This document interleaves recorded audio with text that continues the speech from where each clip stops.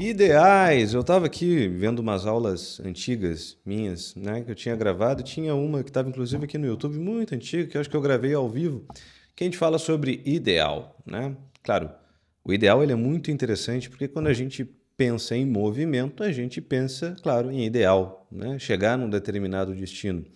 Só que olha que é muito legal isso aqui, né? Quando a gente percebe que a qualidade do ideal, a qualidade do nosso ideal, sendo ela vista de um modo possível ou de um modo muito excelente, ela vai determinar o nosso passo, né? E talvez esse vídeo aqui seja justamente para ti que está cansado de ficar aí fracassando nos teus objetivos, justamente porque o teu ideal ele não tem algumas qualidades e alguns atributos necessários, né? Eu costumo ver de dois modos as questões dos ideais. Vamos direto para o assunto aqui, né? A gente vê dois tipos de atitudes básicas, né? Que até eu tomei o livro do Psicologia do Caráter, do Rudolf Allers, aqui onde ele fala um pouquinho sobre ideal, uma determinada etapa, que ele diz o seguinte, assim, né? Ele diz assim, olha, ou tu vê o teu ideal como viável, né? E tu dá ali passinhos, é aquela coisa, né? Baby steps que se fala, né? Ou dividir para conquistar, de alguma modo tu vê aquilo como viável, ou tu julga impossível e já se dá por vencido, né? Ou seja, eu idealizei essa situação, eu idealizei um tipo de relacionamento, eu idealizei um tipo de vida espiritual. Falando de vida espiritual, por exemplo, a gente consegue aplicar isso direitinho na própria divisão da própria visão de santidade entre católicos e protestantes, por exemplo, né? O católico é aquele que vai enxergar o ideal de santidade como algo possível, claro, com a graça de Deus e todas as minúcias teológicas ali. Claro, até pode se lamentar de algum modo aqui e ali, mas acaba persistindo, né? Porque acaba vendo ali a história dos santos e etc. Dizem, bom, se eles foram, acho que também é possível, é acessível para mim, né? Por outro lado, tem aquela ideia protestante, pelo menos a maioria das denominações, que a ênfase cai muito ali na graça de Deus e que a condição humana ela é irremediavelmente pecadora, né? Então, ou falha, né? É irremediavelmente pecadora, falha, impossível de se consertar. E fica ali com aquela sensação de, olha, não tem como fazer, né? Não tem como realizar isso aqui. Estou sendo condenado pela minha própria natureza.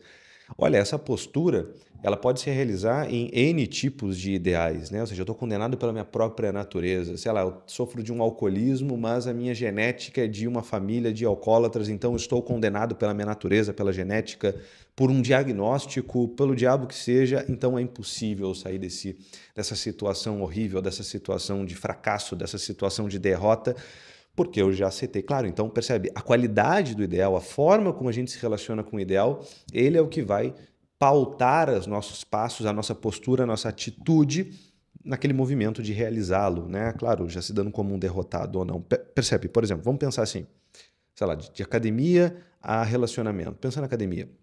Tem gente que decide, sei lá, perder 20 quilos ou virar maromba, ganhar 20 quilos. Sei lá, vai saber. E logo bate na primeira dificuldade, de repente uma lesão, de repente sai da dieta, de repente pensa assim, caramba, já fazem 3, 6 meses aqui, eu não cheguei nesses 20 quilos ainda. Ah, eu acho que eu não nasci para isso, né? Devo ter, sei lá, hipotireoidismo aqui, eu devo ter, sei lá, um shape de grilo mesmo, então não vai rolar assim, caramba, então já era, né? Ao invés de pegar, reavaliar, perceber os pequenos passos, avaliar as vitórias e assim continuar se movendo, né? Ainda mais esse ideal imediatista, isso é uma qualidade que a gente consegue observar, né? Ideais imediatistas, eles tendem a fracassar. Por quê? Porque eles estão muito suscetíveis a um apetite concupiscível. O que isso quer dizer? A um bem que precisa ser usufruído já, agora, né? Todos aqueles hábitos que tu pretende emendar para os próximos 10 anos, por exemplo, tu não vai ter um desejo imediato. Não, cara, isso aqui é um tipo de dieta que eu quero fazer pelo resto da minha vida, pelos próximos 10, 15, 20 anos. Percebe que o imediatismo vai embora e é muito mais fácil de eu chegar nesse ideal, de eu atingir esse ideal, quando eu procuro alguma coisa mais perene, alguma coisa mais durável. Pensa também em trabalho. Vamos pensar em trabalho. Sujeito que diz assim, quero ganhar 20 mil reais por mês, quero fazer um 6 em 7, quero ganhar 100 mil reais, quero fazer um infoproduto aqui na internet, quero ganhar dinheiro fácil, né? Só que o sujeito não compra curso, ele não se especializa, ele não testa, ele não põe a mão na massa. Autônomo, a gente vê muito autônomo. No Brasil tem isso, muito autônomo que não gosta de viver como autônomo. De caramba, tu é autônomo, tu não é CLT, tu não vai ter o teu garantido, né? Autônomo ele tem que sair, ele tem que fazer, ele tem que mostrar que ele está na vitrine, né? Mostrar o trabalho, falar, todo mundo tem que saber que ele está procurando, tem que estar na pista, né? Só que, em geral, a gente não vê isso, né? Claro, o nego às vezes fica pensando em fazer 6 em 7, sendo que seria talvez muito mais fácil ele fazer mais R$ 1.000 no mês. Pegando, por exemplo, um empregado, assim, eu quero sair do meu emprego, abrir a minha empresa e tal. Você, meu irmão, quem sabe se tu trabalhasse bem, se tu fizesse um curso assim, ou assado, de repente tu conseguia ganhar um aumento de R$ 1.000 e esse aumento de R$ 1.000 são 12 mil no ano, né? Do que tu ficar dando com a cabeça na parede ali e não tá conseguindo. Ou até mesmo um autônomo, né? Dizendo, caramba, tu pode procurar mais 10, 5 clientes aí de repente tentar fazer esse 6 em 7. Só que tem uma coisa que é interessante, que a gente precisa pensar. Tem uma frase que eu gosto muito que ela diz assim: vale mais propor-se um ideal de excelência e não alcançar do que a mediocridade e alcançar. Entende? Isso aqui o quê? Ele pauta na sinceridade perante esse ideal. Ou seja, eu tenho que conhecer os atributos desse meu ideal. Vale muito mais a pena eu propor um ideal de excelência e saber o quanto que ele é realmente difícil de alcançar, mas eu me empenho, eu luto para conseguir do que a mediocridade ia alcançar, né? Ou seja, eu não me puxei de algum modo. Mas eu sei que aquele é ideal de excelência, eu sei que aquilo é a perfeição. E quando eu seto um ideal de excelência, eu consigo criar pequenos ideais anteriores, fazer pequenos degraus, né, da onde chegar. E claro, me propor de algum modo a fazer aquilo. Pensar em relacionamento também, né? Sonha lá com um parceiro, uma parceira, um cônjuge, um marido, uma esposa perfeito, assim, zero briga, harmonia 24 horas, assim. E é claro, o que vai acontecer? No primeiro desentendimento, na primeira briga, vai dizer assim, ninguém presta mesmo, eu vou terminar essa porcaria, eu vou me divorciar e coisa e tal.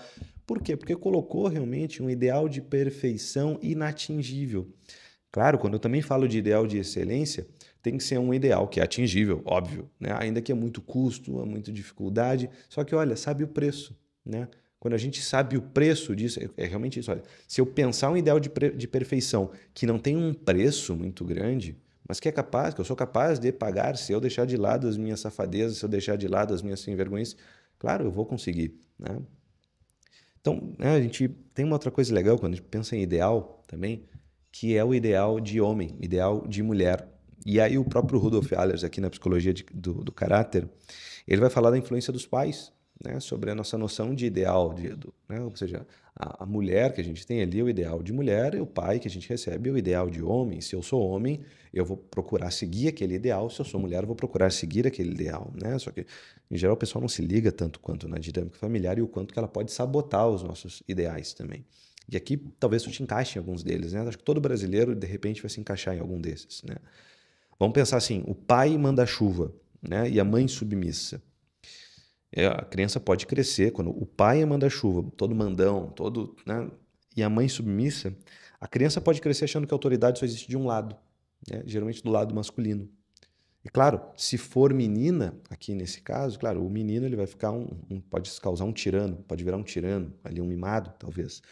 E se for menina, pode se ver sem poder, né? Meio que castrada ali, né? Ela pode se ver assim realmente como o que pode acabar realmente compensando no futuro com uma adesão ao feminismo, claro, né?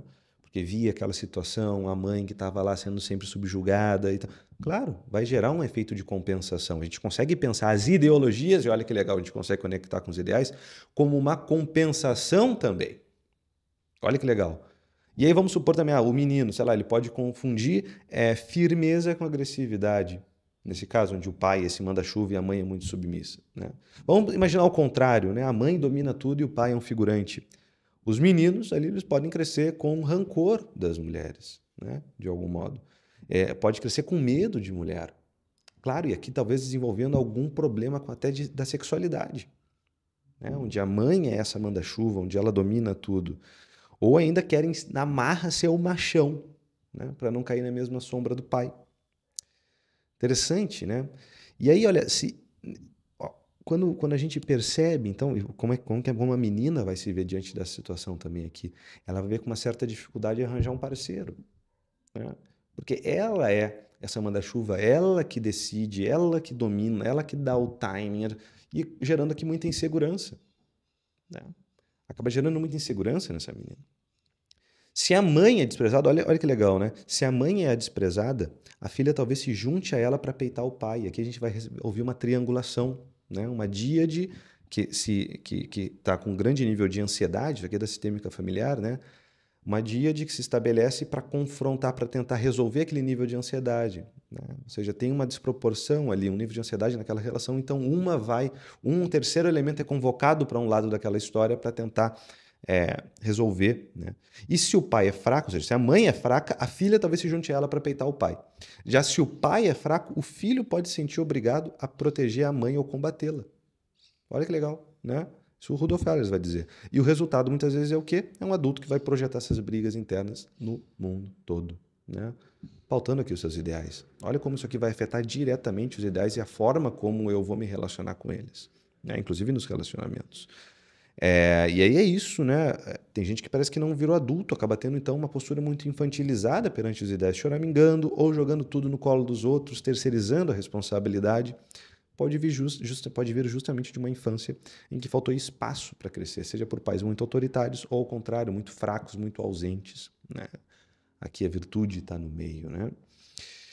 Mas, claro, quando tá, às vezes o sujeito ele está sempre assim, ele idealiza e ele fracassa, idealiza e fracassa e não consegue, ele diz que quer uma determinada coisa, não, talvez seja isso, né? Eu quero determinada coisa, mas eu não consigo. Só que é aquela coisa, né? Tem aquela frase que diz assim, se tá ruim há muito tempo, algo de bom tu tá tirando daí, né? A gente pode chamar isso de ganho secundário. Se a pessoa está numa situação ferrada e ela não sai daquilo, é muito interessante a gente pensar assim, cara, talvez tenha um ganho secundário aqui, ainda que seja meio absurdo, pode ter um ganho secundário que é alguma coisa que eu valorizo mais do que as outras coisas e eu tô meio neurótico e eu não vejo, né? Bom, pode ser um ganho secundário de um atestado de vítima. Claro, o vitimismo é isso, eu estou numa situação muito ruim. Se eu sair daquela situação, eu perco o meu carimbo de vítima, de poder ganhar atenção, mimos e afagos, né, de quem está ao meu redor. Eu posso também ter a desculpa perfeita, né? Eu posso ter aquela questão de desculpa, eu estou com dor de cabeça, né? Então eu não posso estudar, não posso trabalhar, não posso transar, né? E é mais fácil eu falar isso, eu fazer esse tipo de coisa do que encarar a verdade e encarar minhas próprias limitações. Ou mais ainda, por eu estar então fracassando, etc., fica mais confortável dizer que eu não tenho suporte porque eu tenho medo de arriscar, né? Eu não faço isso porque eu não tenho suporte, eu não tenho ajuda, do que eu arregaçar as mangas e meter a mão, né? E no fim é o mesmo que eu dizer, olha, eu falhei, não falhei porque eu nem tentei, né? É aquela desculpa. Eu não fracassei porque eu nem tentei, né? Para eu fracassar, eu tenho que tentar. Então esse aqui também é um ganho secundário, né? Então, assim, vamos pensar assim, primeiro passo para tentar aplicar na nossa vida como se relacionar melhor com os ideais, né? E largar essas desculpas, né? Primeiro é cortar realmente as desculpas, né? Assumir que as coisas dependem de grande parte de nós, né? Ou seja, somos adultos, temos responsabilidade. Segundo, dividir esse ideal, essas metas, até agora, no início do ano, esse vídeo está saindo, em passos menores e reais, né? Para não desanimar tão rápido. E terceiro, revisar o histórico familiar pode ser interessante para entender o que me influencia, o que faz, o que me atinge subjetivamente, que me impede talvez de realizar aquilo. Olha, eu sei que isso é certo, mas eu sinto que é errado, né? O que fica sussurrando no meu ouvido, que eu acabo fingindo que está tudo ótimo, que na verdade está me afundando, né? Então, tem gente que quer a perfeição imediatamente, tem gente que não, sei lá, por exemplo, não consigo, quando vê que não consegue ali, sei lá, rezar, fazer uma oração todo dia, fazer o seu devocional todo dia, desiste e abraça o pessimismo. Diz, realmente, Deus não me ouve mesmo, né? Isso aqui não tem o que fazer. Estudo, por exemplo. Nossa, anunciou para todo mundo que ia fazer um concurso X, que ia passar na prova X, estudou uns dias ali, cansou, voltou lá para o Netflix, HBO Max, Disney Plus, né? Esse concurso aqui é injusto demais, não tem vaga suficiente, não quero mais. Ou empreendedorismo, né? Quando a gente abre um negocinho ali, vende alguns produtos, etc. Você não vendeu nada na primeira semana e tal. O mercado digital está saturado, né? Não dá para fazer nada mesmo nesse nicho. Realmente, é o mercado, é a economia, e começa a reclamar de tudo ao seu redor, né? Então, se isso faz todo sentido para ti, é porque realmente talvez tenha algo aí que está pedindo uma guinada, né? Algum ideal, como te propôs, talvez início do ano, etc. Para dar uma guinada que não vai, que percebeu que não vai adiantar se contentar com esse papel de coitado, né? Ou tu escolhe o teu ideal e vê o teu ideal como possível e age, mesmo que devagarinho, ou tu fecha, por exemplo, esse vídeo e vai seguir a tua vida culpando a Deus e o governo, o clima, ou sei lá, teus pais, ou o cacete que seja, né? A escolha acaba sendo tua. Caso contrário, é bom, sei lá, pega um caderno, pega uma folha e diz assim, olha, qual é o meu ideal? Aonde eu quero chegar, né? Porque se eu não consigo imaginar, nada que a gente faça não passou antes pela nossa imaginação, então eu não sou capaz de fazer nada que eu não possa imaginar. Claro, há algumas coisas que a gente faz sem poder imaginar, tanto que, é, é, na, na verdade sim, na verdade é um auto-engano, né? Tanto que a gente faz a gente é capaz de imaginar. Quando a gente diz, eu nem imaginei que eu poderia fazer isso, é um tolo, é um neurótico, né? Qual é o meu ideal em uma frase curta? Dois, quais as desculpas que eu dou para não chegar lá? Ou seja, faz um advogado de defesa, isso aqui é técnica da psicologia cognitiva, né? Advogado de defesa, qual é a desculpa, né, que eu estou dando para não chegar lá? E qual o pequeno passo, ainda que mínimo, que eu consigo fazer hoje, agora, assim que eu terminar o vídeo, né? E assim eu paro de enganar, né? Parar de enganar a si mesmo, né? Se tu quer de fato ali melhorar, se tu quer de fato evoluir, seja na santidade, seja na profissão, seja num relacionamento, seja na academia, pega aí então os ideais, bota a mão na massa, né? Organiza essas coisas, né? Coragem, né? E caso precise de ajuda, procurar ajuda, sei lá, coach, terapeuta, personal trainer, né? Médico, sei lá o que seja, né? Procurar alguém não vai ser um sinal de fraqueza, mas vai ser de alguém que realmente está querendo resolver, né? Do que ficar lamentando, dizer isso não tem jeito, não tem como fazer. Não, quem quer resolver mesmo, vai procurar, vai esgotar todas as opções, né? Essa é a pessoa que realmente quer, que não deixa de insistir, que não para na primeira dificuldade. Senão, nada a ver, né? Senão essa pessoa não está muito afim, na real, né? Isso só revela algo sobre si mesmo. Se ela logo desistiu, diz, isso só mostrou para ti mesmo que tu não queria tanto assim. Isso é muito legal, né? A gente perceber, dói, mas a gente é legal, né? Então lembra, né, que o ideal ele só destrói quem desiste de perseguir, né? Quem enxerga a possibilidade mesmo com tropeços ali, acaba descobrindo de repente coisas boas no meio do caminho. E é assim, às vezes até muda o ideal. Opa, eu estava procurando um ideal, sei lá, a gente pode ver em filmes, né? Eu lembro do filme, agora me ocorre, sei lá, do Padre Stu, não sei se vocês já viram, né? Que ele vai lá, o ideal dele é pegar a mexicanazinha, a latina da igreja, e do nada ele chega num ideal de ser sacerdote da igreja católica.